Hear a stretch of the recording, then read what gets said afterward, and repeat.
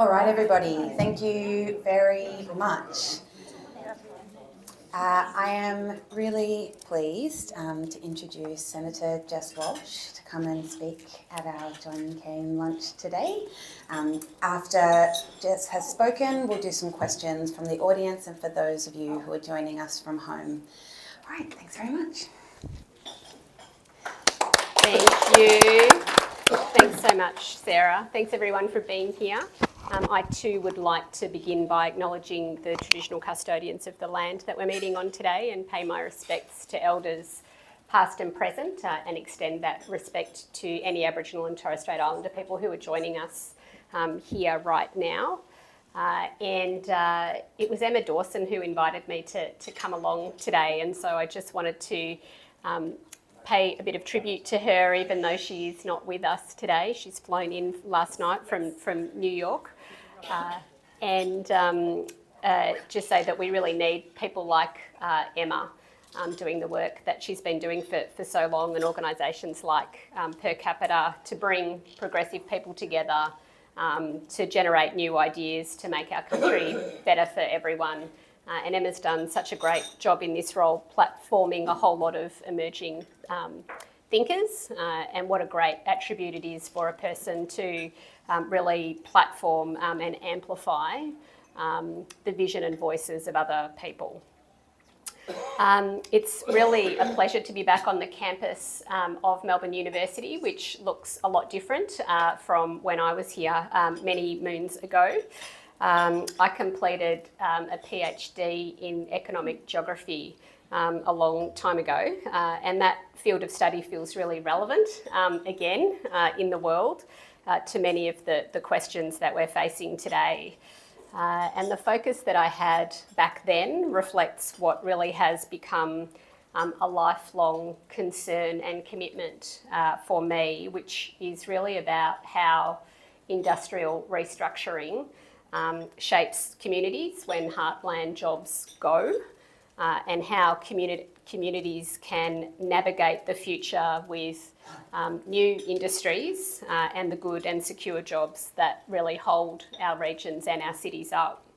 And it's a thread of thinking and commitment that's woven its way to me being here today as a Senator for Victoria, talking to all of you about Gippsland's community-led energy transition. And I'm so thrilled to acknowledge Sunny, who's in the room with us today, who I met many years ago when I first started going out to Gippsland to meet with people.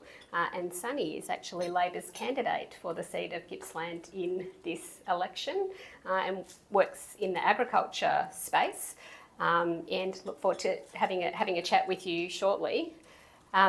The energy transformation in Gippsland has the potential to generate not just the renewable energy that we need, particularly through offshore wind, but also the jobs that a struggling region needs as well.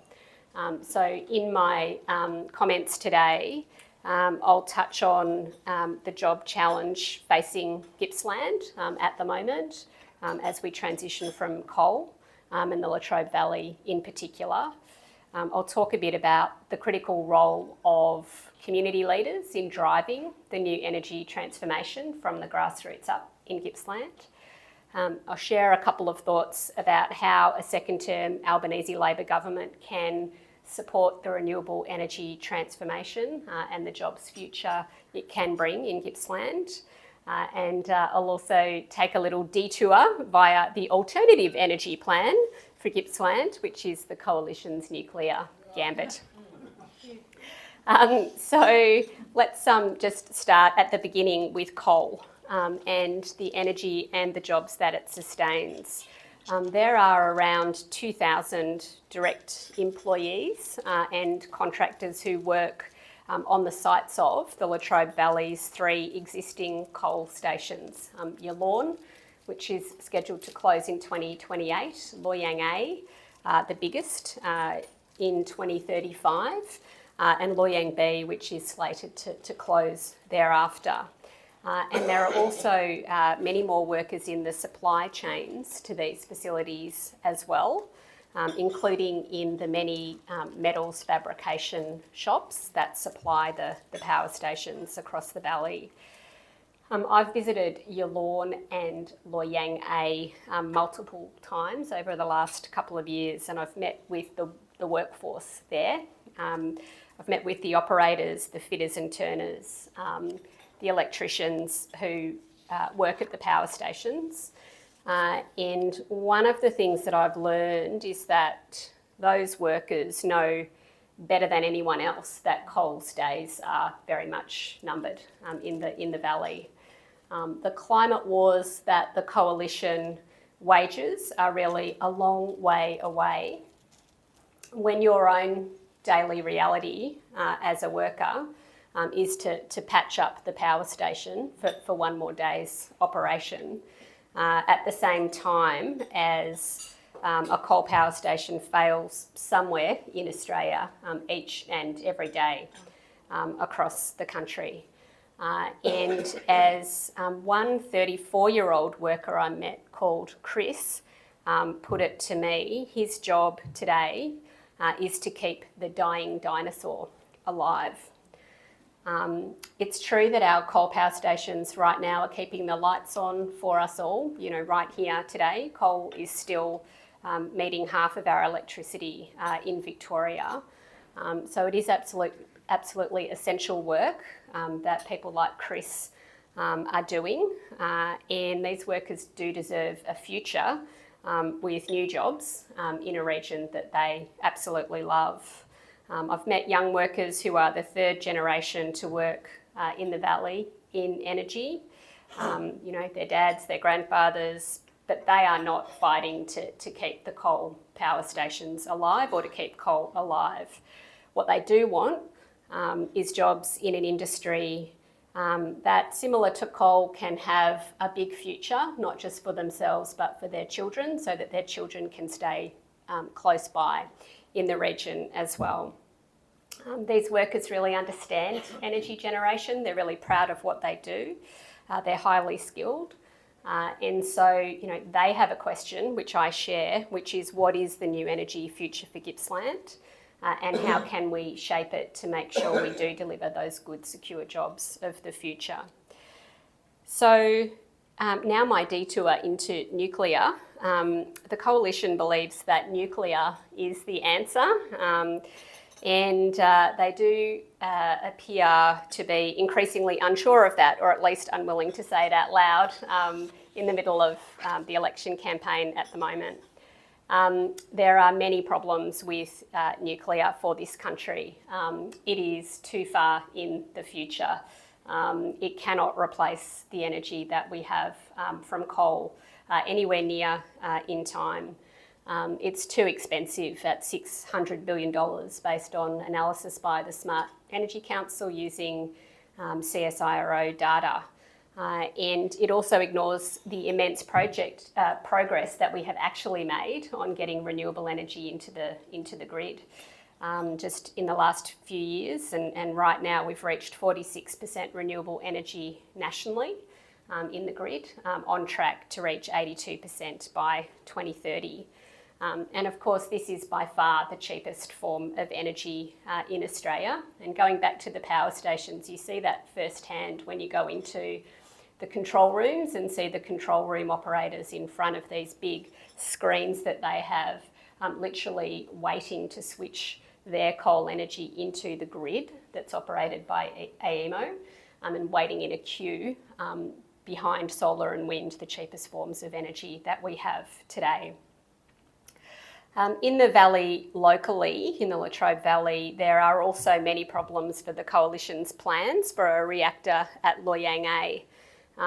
On one visit to that site, I met Damien Nix, who's the CEO of AGL, which owns and operates the plant. He holds board meetings out at the actual power station. And he has said publicly that AGL have absolutely no interest in nuclear, that they have other plans for the site to make it a renewable energy zone. And that poses a bit of a problem for the Coalition, who would clearly have to compulsorily acquire the site. And they would probably also have to compulsorily acquire the water that would be needed for nuclear as well. We know that nuclear takes more water than coal. And if we think that the contest over transmission lines is pretty fierce at the moment, imagine a contest over water entitlements in Gippsland. It would be a three-way contest between nuclear, between the water that is needed to remediate the mines and stabilise them, and then agriculture, with Gippsland being prime dairy and horticulture and grain country. So the Coalition's plan at a national scale doesn't stack up, and it just doesn't stack up in the Valley and in Gippsland as well. Compulsory acquisition of the site, compulsory acquisition of water, and there really is a lot of kind of state socialism going on in the Coalition's plans for nuclear, and not a lot of common sense. So let's get into a bit of what the renewable future is and for Gippsland and what it can be for jobs as well. Coal is sunsetting. There's really no debate about that in the region anymore. Nuclear is not the answer. And the biggest game in town for Gippsland's future is offshore wind. Now, federal Labor, with Minister Chris Bowen, has declared offshore wind zones in Gippsland and 5 other locations across the country, including one off Warrnambool, the Southern Ocean Zone in Victoria. And crucially, offshore wind has clear potential to generate the 4 gigawatts of energy that will exit the system when those coal power stations shut down by 2035.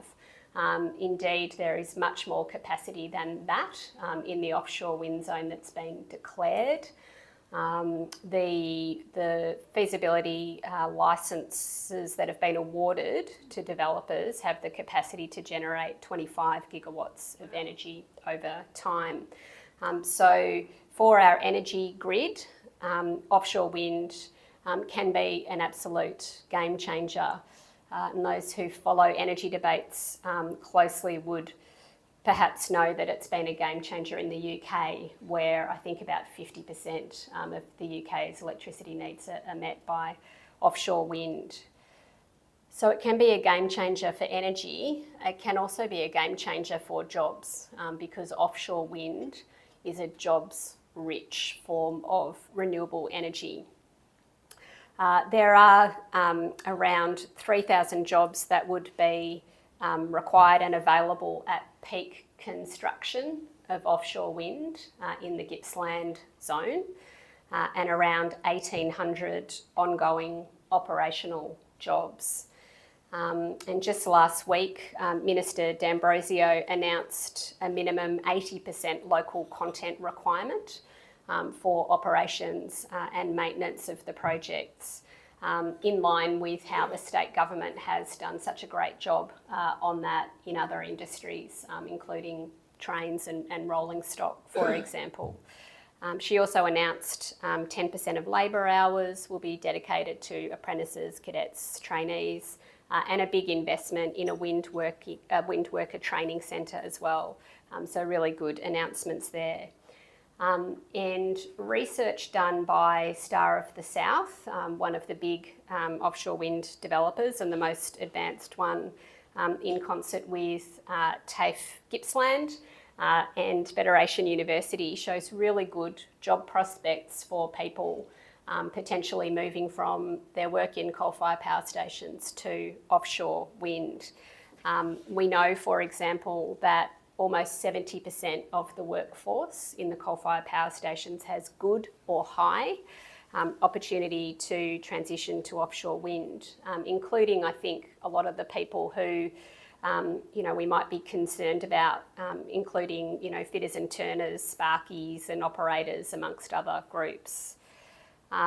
There are clear pathways from those jobs at the power stations to offshore wind that have been mapped out and articulated, including what new training might be required. So there are pathways from things like being a boilermaker in coal to being a blade technician in offshore wind, or being a mechanical fitter in coal to being a turbine technician in offshore wind. And the opportunity for offshore wind to be a jobs-rich industry also extends into the supply chain as well. And in particular, those metal fabrication shops, of which there are many in the Latrobe Valley. And we know that Gippsland is already well placed to supply underwater cables, and also a whole lot of the metal fabrication that goes on these giant beasts, these towers and turbines, including things like latches and ladders. So the job prospects from offshore wind are good, and as I said, it really is the kind of the big game changer in town, in the region. And we would not have this potential game-changing industry on the horizon without a couple of absolute powerhouse players. And the first, I'm sure, is very well known to this room, which is our long-serving Climate and Energy Minister here in Victoria, Lily D'Ambrosio. She has navigated this world of setting up a brand new industry from scratch with customary patience and vision, and a sort of a huge amount of attention to detail and following all the steps that need to be taken. And the second powerhouse is really the Gippsland community itself. The coalition has said that it will rip up the contracts for offshore wind in 3 of the 5 offshore wind zones. The 2 in New South Wales and the 1 off Warrnambool in Victoria. And Gippsland is the one place where the coalition has actively confirmed that if elected, they would not do that. And that is a huge testament to the force of community will in getting behind and uniting behind this particular form of energy and the jobs future that it could create.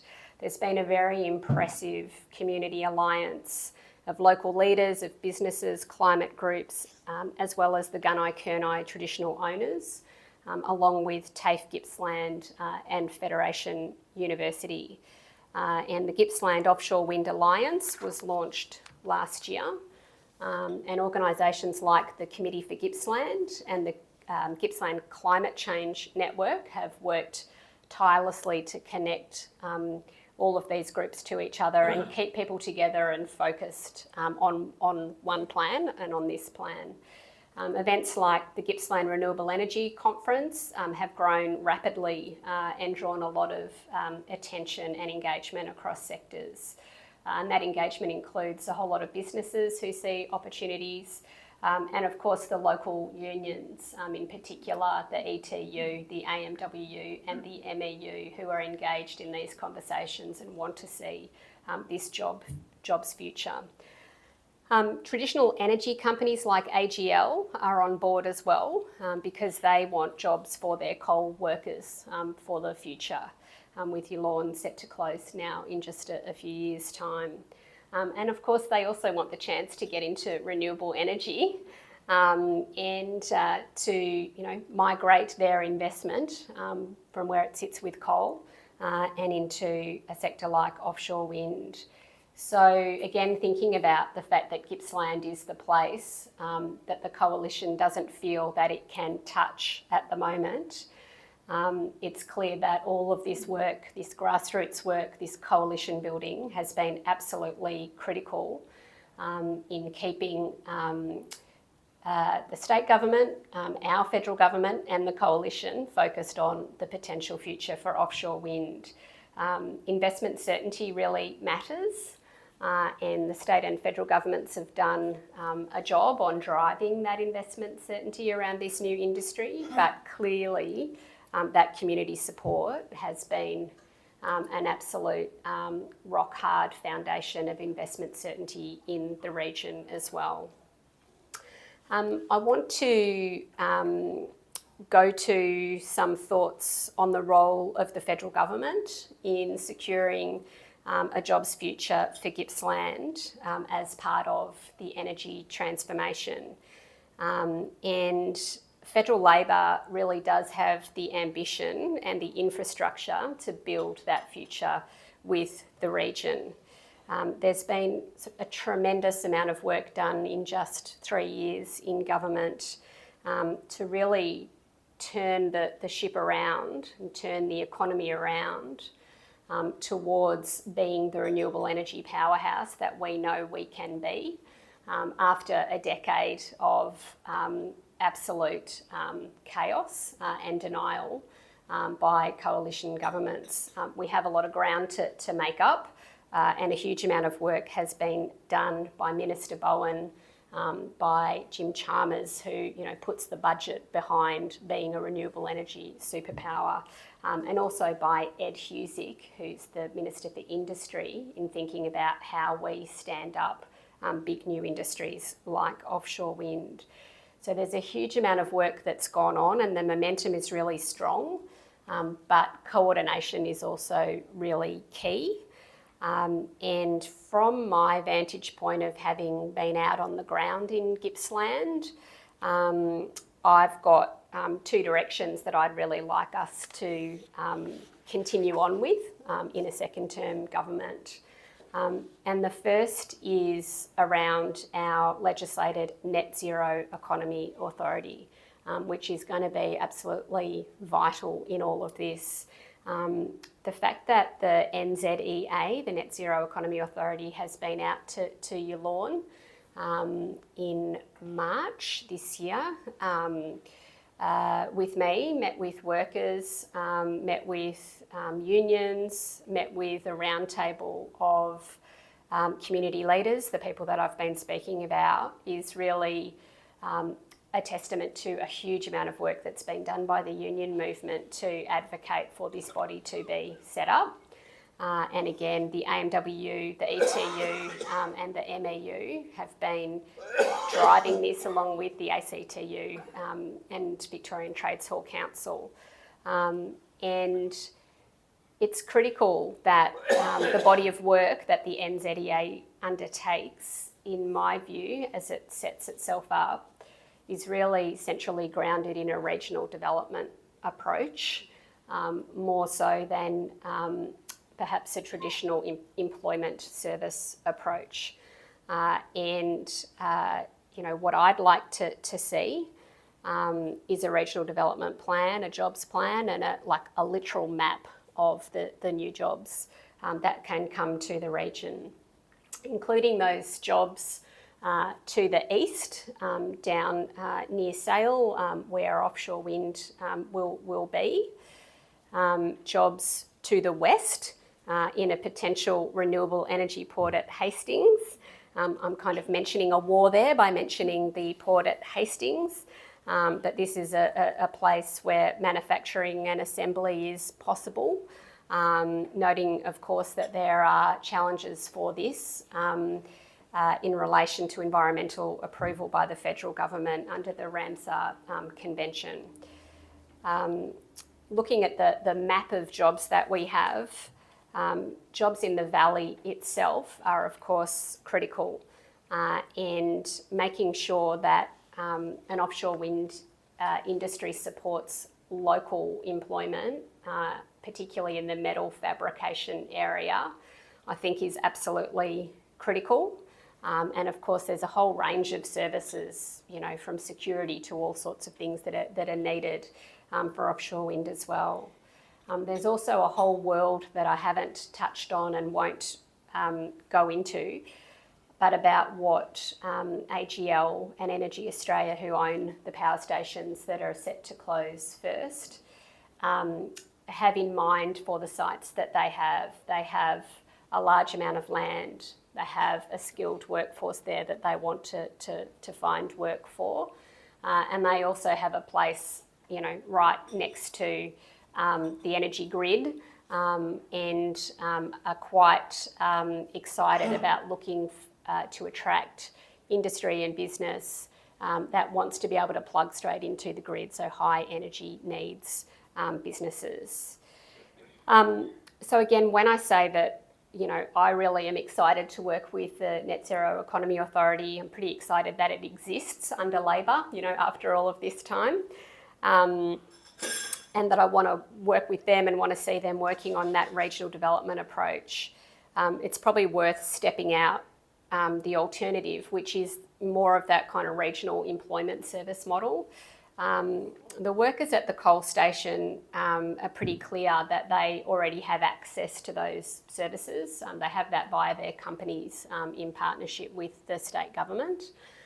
And what they don't want, and I think what they don't deserve, is to only be given that, where they're sort of put on the phone to an employment consultant sort of once a month to talk about jobs that don't exist. What they actually want is a jobs future, a clear map of where the jobs will be, and how they can move into a new industry. The second direction that I'm really keen to continue on, should we have the opportunity of a second term in government from May 3, is I'm really keen for us to define the level of ambition that we have for the offshore wind supply chain.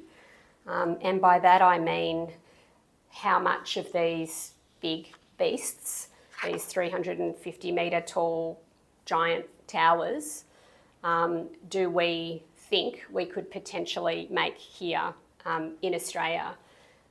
Could we fabricate the towers themselves, which have a really thick grade of steel and are of a scale that we simply don't have a business that exists that has the machinery to be able to make those towers?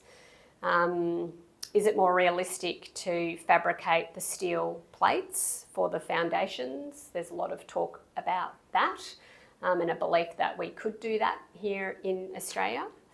And there are also questions about the vessels, which is a huge part of the industry as well, and whether we can make them.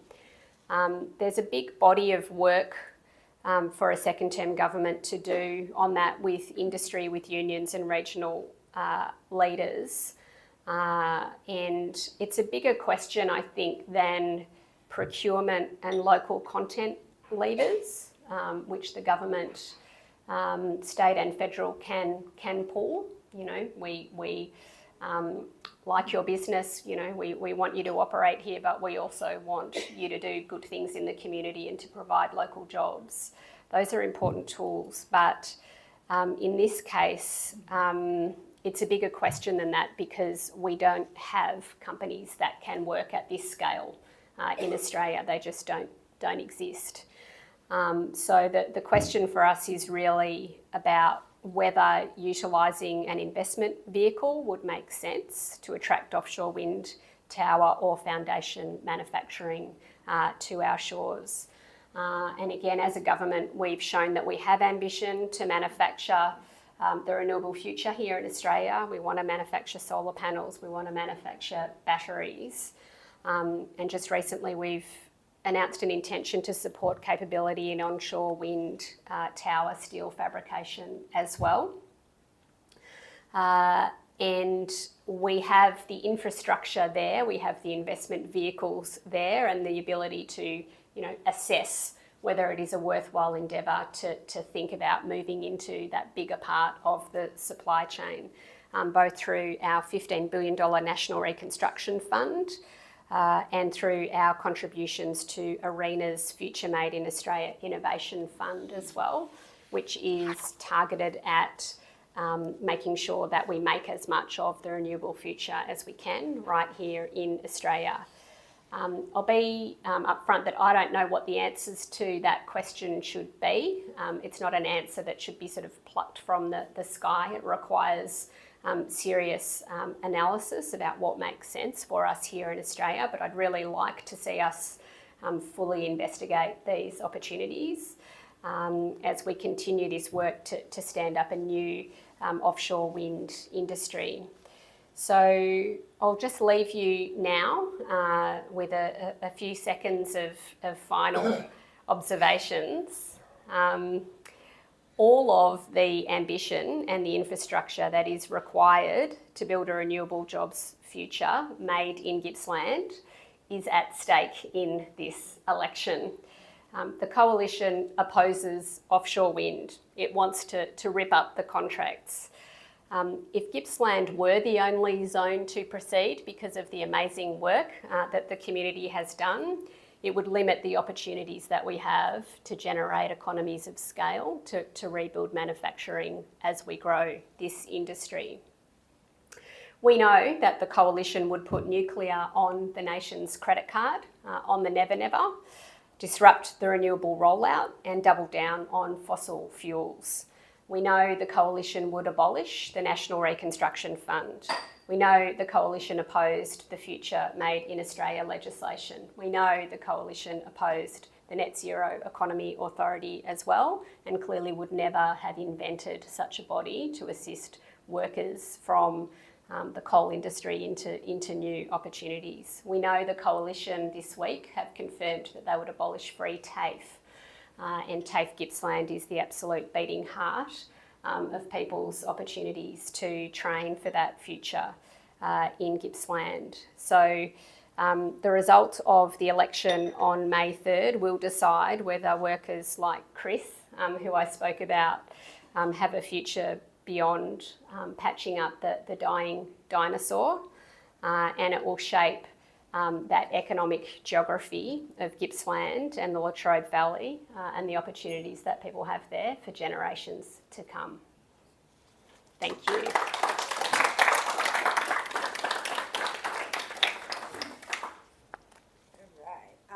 So, thank you very much. That is wonderful. We will now go to questions from the floor. Yes, we have over here. Thanks very much for that. We'll just wait for the microphone, just so the people at home can hear. And yeah, and you're good to just talk into the microphone. Sorry about that. Thanks very much. No, I agree. Dutton's nuclear policy thing is just completely nuts for the reasons you say, plus a couple of things you didn't mention. But I'm wondering what you'd say specifically to their claim about transmission lines, that the transmission lines are there in the valley and they can be used, but the transmission system to go to offshore wind would be another huge complication. What's your reaction to that? Yeah.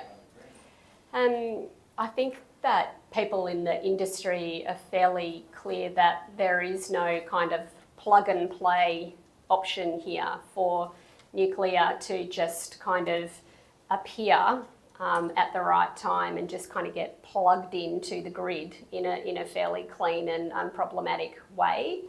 I think one of the initial attractions of the nuclear plan for people before it started to get better interrogated was this idea that, gosh, you know, you just take out one coal plant and put down one nuclear plant and Bob's your uncle and you move on.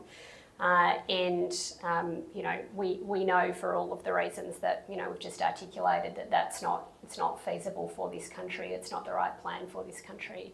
I think in terms of transmission, you know, this is going to be an area where a huge amount of community consultation is going to be required and is occurring.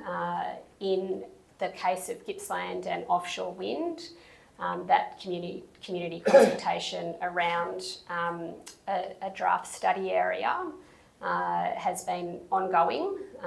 Essentially, there are underwater cables and a proposal for a sort of an interconnector about 6 kilometres inland. There are a few hundred landholders who would be affected by those new transmission lines before they hit the existing grid.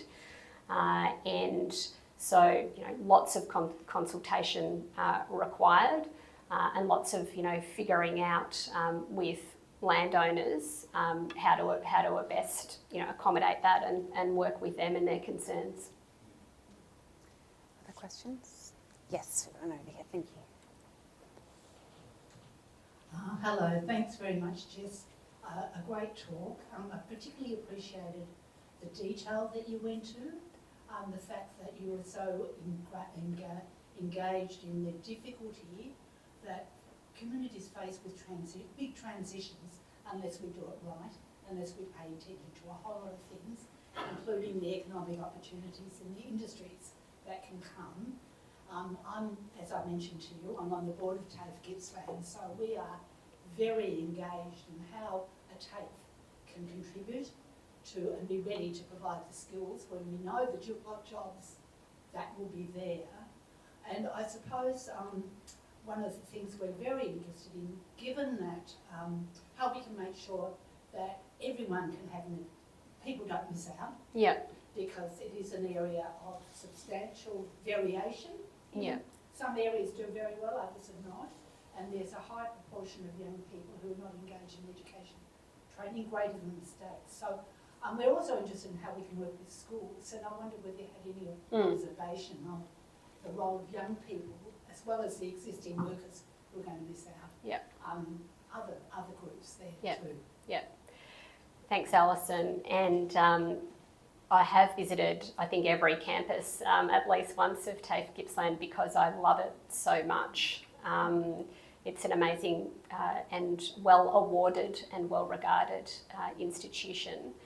One of the things that will happen with the energy transformation in Gippsland, and there are many other aspects to it that we haven't talked about today, including the growth of onshore wind, the growth of solar, and the growth of battery storage as well.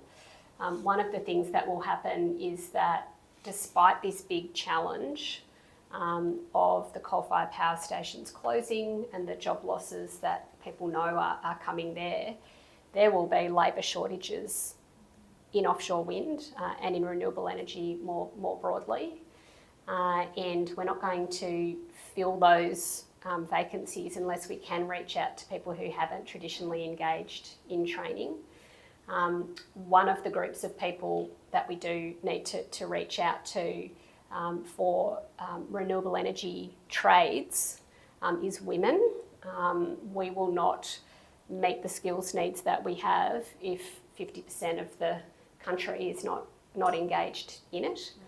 And it is an area that is disadvantaged on many metrics, intergenerational poverty, high unemployment. So I'm really interested to hear that TAFE Gippsland is focused on how you can reach out to those groups and engage them. I would just share one story from my visits there. I also have a huge interest in the care economy as well, which is actually the jobs that are growing in Gippsland, predominantly female jobs, and we'll be talking about that next week with Katie Gallagher.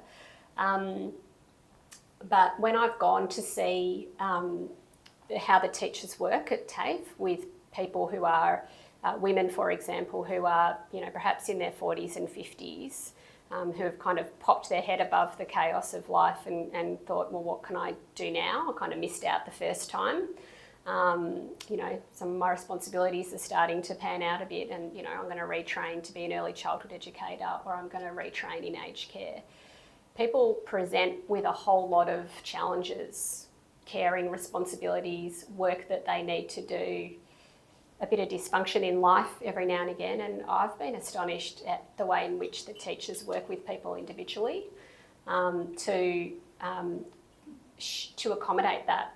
And to understand that someone might not be there for a day, but they can make that up in another way.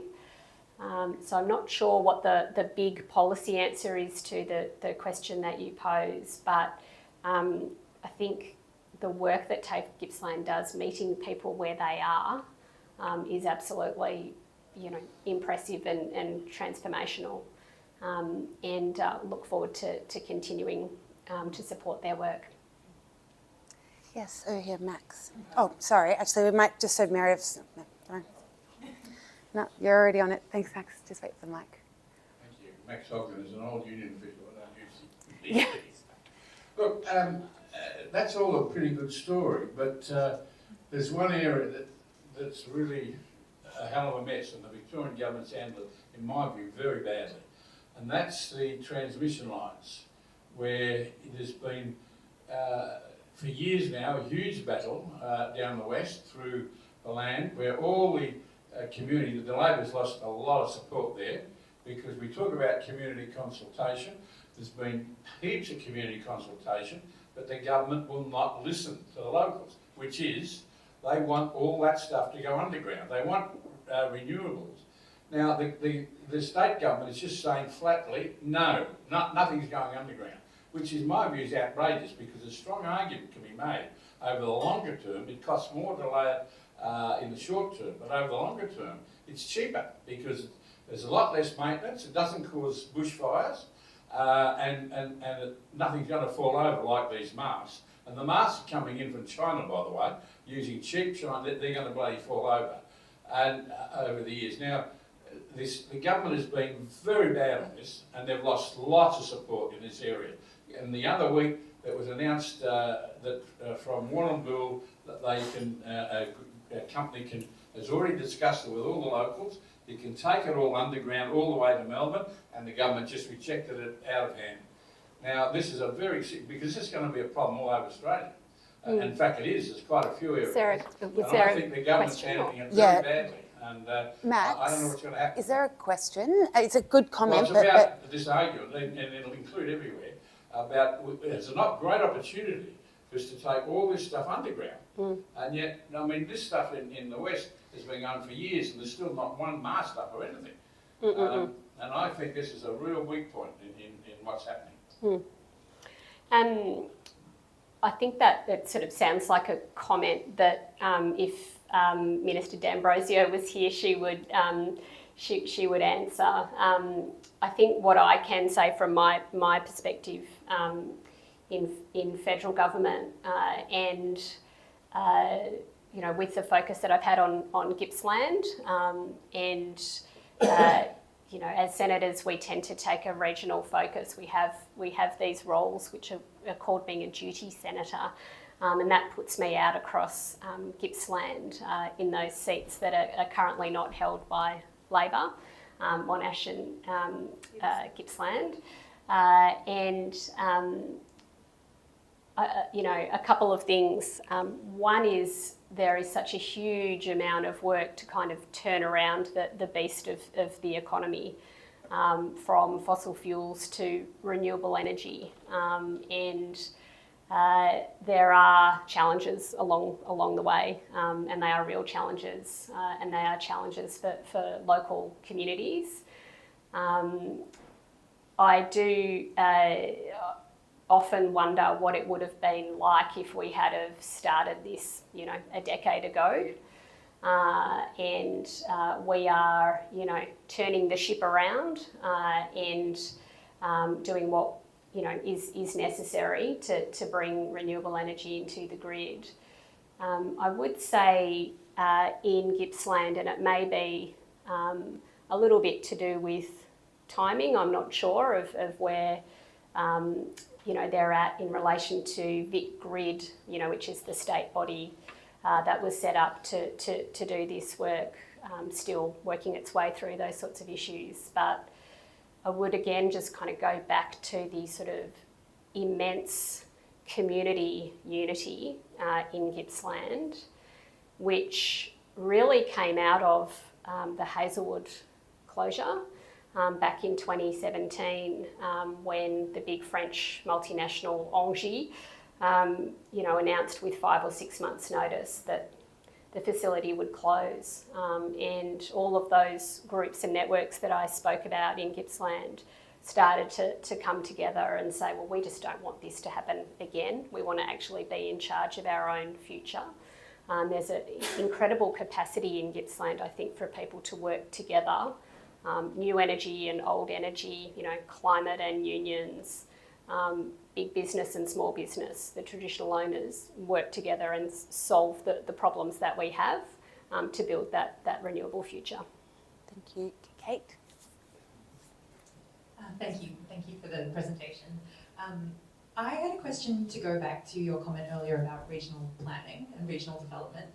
And I'm really inspired to hear that there's work happening at this point around jobs and training, because I've been working on renewable energy zones across Australia for many years now. And one thing that I find really hard when talking to communities is that we're like, yes, jobs and growth, and then we put in new wind farms and solar farms, and it's 5% local employment, 10% local employment, and everyone else is incoming workforces, which puts a bunch of extra pressure on social infrastructure. So my actual question is there a role for federal government in not just the jobs and training, but the broader social infrastructure provision in response to that? And when I'm thinking with my housing hat, one of the key issues I see is that we have all of these people come into these areas, they take up all of the short-term accommodation, we see tripling of rental prices and things like that. So, is there some thinking around not just jobs and training, but housing, healthcare, care services, that kind of thing? Schools. Yeah, you're absolutely right about all of that. The majority of the 1,800 operational jobs projected to be ongoing would be around Sale and around, which is a smaller town to the east, where there is not the same level of infrastructure as there is in the Latrobe Valley, and that question has been arising, including on Q&A, where the Prime Minister was making an appearance a few weeks ago, and a councillor or a mayor of Wellington Shire asked your question, Kate, and got a phone call from the Prime Minister later on. So the question is, very much on the agenda. And how local government and state government and federal government can work on all of that is absolutely going to be crucial. The question reminds me a little bit of the situation in Malakuta as well after the bushfires, when so much rebuilding needed to be done, but it's a long way from anywhere, sorry, friends in Malakuta, but it's a long way from anywhere. And it was actually difficult to get the infrastructure in to do the rebuild because of that remoteness and the lack of housing. So, really important questions that you raise, and again, it's this turning around of a ship, that has been pointed, entirely in the wrong direction for the last decade, and how we, stand up this new industry, get the energy that we need in the grid, make sure that the jobs are local, make sure that communities are supported to manage that transition, are all the questions that need to be addressed, and I am in election campaign mode at the moment, of course. When I'm not here, I'm door knocking and making phone calls. Questions that, I hope we will be in a position to continue to answer going forward, because the alternative is to put a pause on all of this. And all we can actually do is walk towards these questions and solve them, because there's no alternative. Do we have more? Yes, Janet. Thanks. Thanks, Meredith. Slight diversion.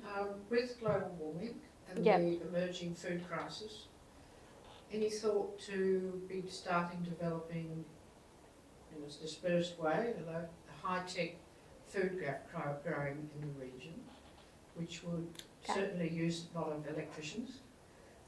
It's got the logistics is there. It uses 10% of the water of open growing. You can do it on a small footprint, and if the Netherlands can be the second largest food exporter in the world, why can't we? Thank you.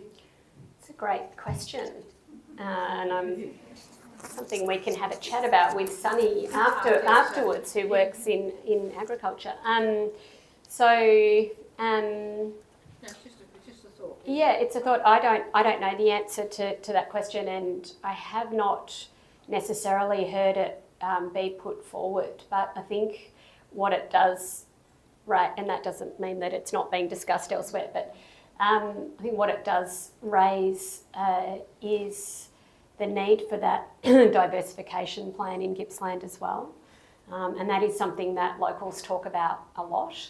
They want to see, these new renewable industries stood up, but they're also, of course, very familiar with over-reliance on one sector, and that being coal to generate, the better paid, more secure jobs in the region.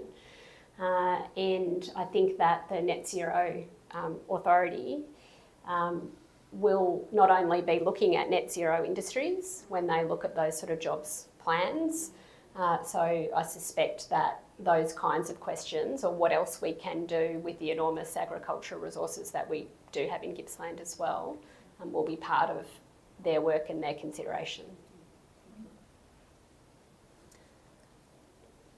Margaret, yes, and that will be our last one, and then we'll wrap up. I think Margaret's one of ours, so it'll be a goodie. I don't know how to take that. But yeah. Well, she's one of our economists at Per Capita. Oh, okay. Yeah, so Brace myself for a So it's an curly in-house one. question. But, so I was actually wondering what sort of approach the government can take, the federal government can take to kind of more integrated, or towards the integration of planning of industry across regions and so on. Yeah. So a lot of stuff's alluded to, like the question about agriculture, the questions about offshore and sort of onshore and so on. How, if there's any sort of authority or whatever, apart from the potential of the net zero and some of the environmental, sort of, if there's a overarching, sorry, it's a pretty broad. No, I understand your question entirely, and well, we'll see whether I do when I answer it. But I mean, industry policy is coming back, isn't it? After a couple of decades of disappearing, and I think what most people who've been engaged in industry policy, including the sort of regional components of that, know is that there really are no successful manufacturing countries that have not actively planned to be successful. And I think in our first term, what you saw was us getting back into this space and this really important work, including with the Future Made in Australia framework legislation, which really is a framework that does need to be built out further. It needs to be fleshed out. It has essentially set out, two priority areas for the shaping of industry strategy, which are umbrella areas, if you like, one being net zero economy areas and the other being economic resilience and security. You could argue that renewable energy manufacturing could sit in either of those. So if you take a program like Solar Sunshot, where we want to get into the business of manufacturing solar panels again, there was a lot of commentary at the time of that this is not an area where we would have a comparative advantage, and we shouldn't be seeking to compete with Taiwan on that, for example. But there's another argument about that we actually do need sovereign capacity in some areas, including critical energy infrastructure. And so something like that solar manufacturing plan can kind of sit in both priority areas of the net zero, of the Future Made in Australia plan. But it is in essence sort of a framework setting out those priorities, and also requiring industries that do get support, Future Made in Australia support, to have a published industry strategy, which I think is important. And so if industry under this framework is to attract Future Made in Australia support, there must be a sort of analysis of why we're actually doing what we're doing and whether it makes sense in the long term. So there's a framework there for starting to bring back, you know, priority focus, but also a bit more transparency and rigour into how that industry strategy could be done going forward. Thank you very much, Jess. Thank you for joining us today. Thank you. Wonderful. Thank you. I think these are your glasses. I will just jump in. So thank you all for coming to our John Cain Lunch today. Next month, we will be hearing from Jenny Macklin. She will be speaking to us about her new book. Thank you. This is an incredibly important area of policy, and it was really excellent to hear about it today, Jess. Obviously, we are going through a transition that could give us amazing opportunities. It is also going to come with some challenges, and that's going to take creative thinking and thinking outside of the box. Last year, Per Capita wrote a report called Charged Up, which had a look at how we'll find enough workers to do this critical work. And if we get this right, you know, we have the opportunity to become not just a renewable energy superpower, but to address a lot of the issues that are starting to bubble up in our society around inequality and gender inequality. So really thrilled to hear about what's on, you know, plan moving forward. And thank you very much. And maybe let's one more time just thank our guest speaker today, Senator Jess Walsh. Thank you.